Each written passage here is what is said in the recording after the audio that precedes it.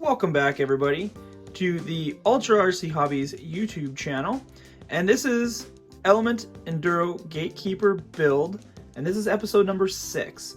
So what we're going to be doing in today's build is we're going to be doing the rear diff, as you can see on the bench, and the most dreaded job for a lot of people, me included. That is building links. It's probably one of the worst parts about building a kit is going to be building either your turnbuckles. In this case, it's going to be 4-link section in the rear, 3-link in the front, panhard bar, and a steering link. But hey, we got tricks for you. So stay tuned and we will show you the quickest and easiest way to build those links and save your fingers from bleeding and having a whole bunch of headaches. So stay tuned. We're going to be starting this build with the rear diff section, so let's get to it. As for any other step in this build, we have all of the hardware parts laid out on the bench, nice and clean. Everything's super easy to find and really organized, because this is super easy once you get into some bigger bags, losing some parts and pieces. So first things first, we're going to throw front pinion bearing, the rear pinion bearing in there. We're going to put the pinion in the case.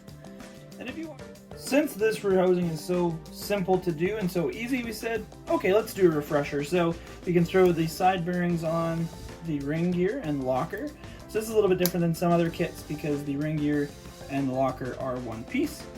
But we'll throw this in.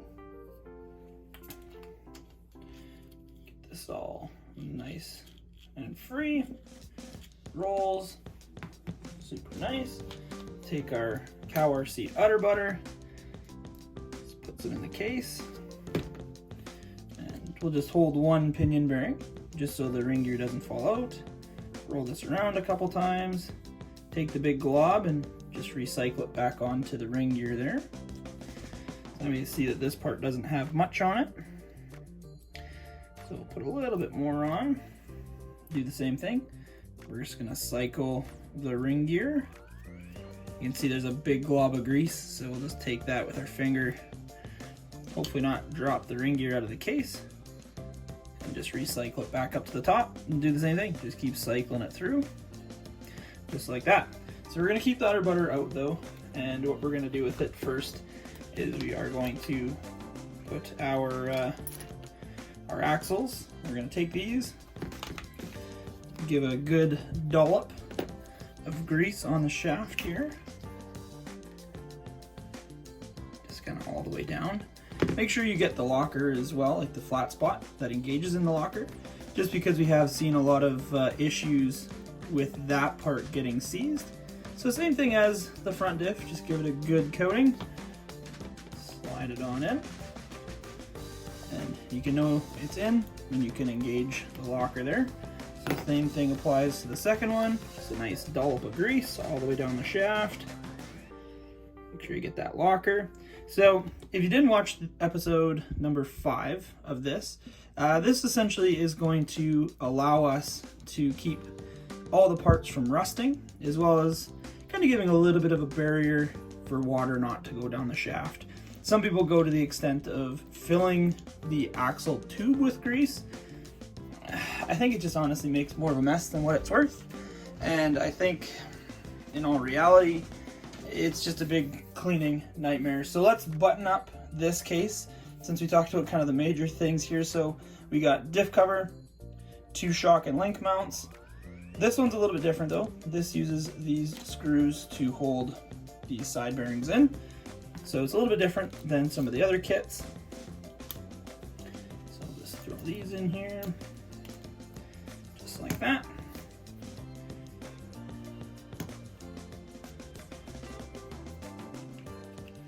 Check the front one. So these things are kind of a pain, a little bit of a struggle to get on. You got to make sure that they're kind of perfectly aligned straight, and then they just slide right in. Make sure everything moves free, you don't have any tight spots, everything feels really good. Now we can start throwing some screws in here.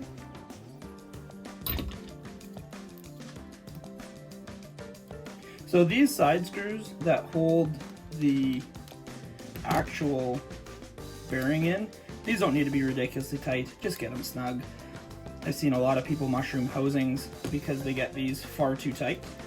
and at the end of the day, you're just going to strip stuff out for no real apparent reason. So Just get them started is what I like to do usually with the hand drivers, and then I'll finish them off with the impact. There's a little bit less stress and strain on the screw. Make sure the clutch is set quite light and just slow. You don't need to go really fast. Right there.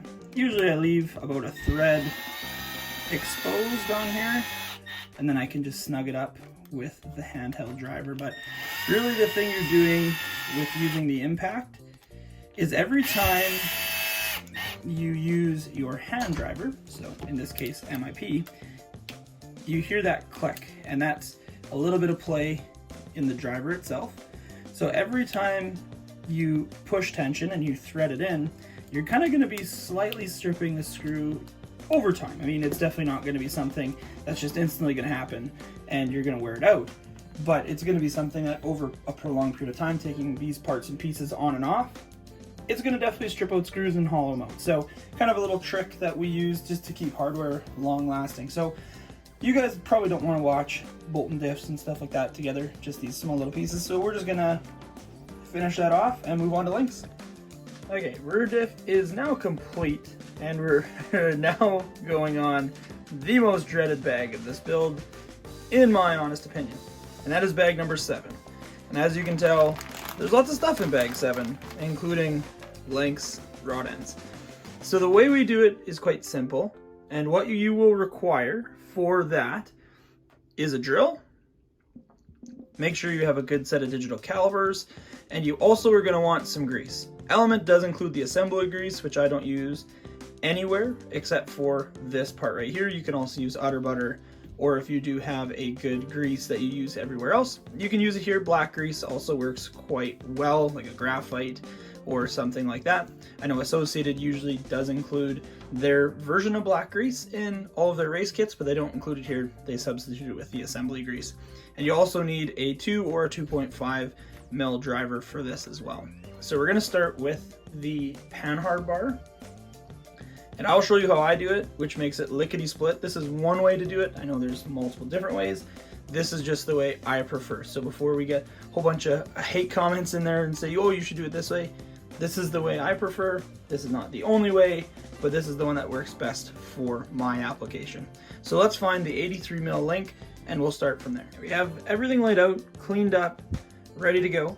We have found the 83 millimeter link right there, and we've cut off 2 rod ends that we'll need for this step. But as you can see, this is where organization is king, just because there's so many parts and pieces, and I left lots of them on the parts trees just because we're not going to use them right now. So we're just going to set up the camera over here, and we'll get right into doing what we're doing. So the biggest thing with some of these builds is there's going to be a left-hand thread and a right-hand thread. These ones are going to be all right-hand thread, so your standard thread. So what we'll do is we'll take our 83 millimeter link and we'll just gently chuck it in to the drill until it's tight. And what we're going to do is we are going to just add a little bit of grease on the shaft here, and we'll spin it around quick and just add it in all the way through all of the threads. So now what we're going to do is take our rod end, throw it on a wrench, just going to hold it here, thread it in, go slow, you don't need to go really fast here because they do get quite hot. And we'll clean all the excess grease off just because we want to get it to that shouldered part on the shaft. Right about there, you can feel tension. Now loosen off. And now you have one completely threaded rod end. So usually I only add a little bit extra grease after every single one, just because there is going to be a lot on that shaft. So same process, chuck it in your wrench, slowly start threading it on in forward rotation, get it till it bottoms out. Wipe some of that excess grease off, put the drill in reverse, and there you go. So now in all reality, since these don't use left and right hand threads like a standard turnbuckle would use, Now we can just go and thread every single one of these rod ends the exact same way, and now they're all ready to go and threaded. Just for the purpose of this video, we are going to just be doing this one set, so we'll thread this one back on. And we'll unchuck it from our drill. A lot of people are always worried about them getting marred and marked up, but I mean, there is really not a whole heck of a lot on there. And now the beautiful part is, when we go to thread the next one on, it is just lickety split, no issues, super, super, super, super easy to do it. And there's really no headache. The only reason I'm using the wrench is because my hands are a little bit on the greasy side, dealing with all that grease. But as you can see, no more fingers bleeding, no more nothing like that. It is just super, super slick, and probably one of the best tricks I have learned in RC from one of my good buddies, Chad. He taught me this, and it is the biggest cheat I've ever used ever. But it makes this so much easier. So now the orientation that they have in the kit is going to be this one angling in and this one angling down. But now this is where the calipers come into play. So Element is saying we need 112.5 millimeters from the end of the rod end to end of the rod end. So this can be kind of tricky to get. So we're 111.6. So what we can do is we can unthread these just ever so slightly. So we unthreaded that guy. Now we'll go and unthread this guy. Just gotta make sure we keep our orientation here. She's shortened up a bit. So another handy tool to have in the toolbox is this guy right here. And this is the Techno rod end tool. You can chuck it in on the shock end side. Do the same thing, shorten and lengthen, get what you need. So now we pulled some threads out here, and now let's see what the caliper says. So gotta go one more thread on each, so we're 111.5. So now it's just fine tuning what you need it to do, and this is where it gets fun. So let's go on this guy, half thread, and this one is facing down, so it needs to go out 3/4 of a turn. About there. Kept our same orientation here, and now we are 112.2. We can continue to fiddle a little bit with it to get that 0.3, but I think that's where we're going to keep it. So now talking about the Techno tool, it does have the ball link in and ball link out. So now just as a quick one, show you how awesome this tool is. Probably one of the best tools I have in my toolbox personally. We'll take our two hollow balls. This is not super necessary because you can use standard pliers. Some of them will mar up the rod end though, which kind of sucks. So I'm gonna struggle here with one hand. Throw the ball end on this side, throw your rod end on, and ever so slightly push down, and there you go. It's in, moves nice and free, and you can continue on doing that. So we're gonna continue on, build all the links here, and we'll do a wrap-up video when that's all done. There we go. We got a couple of the rods built. I got the Panhard bar installed, as well as the steering link.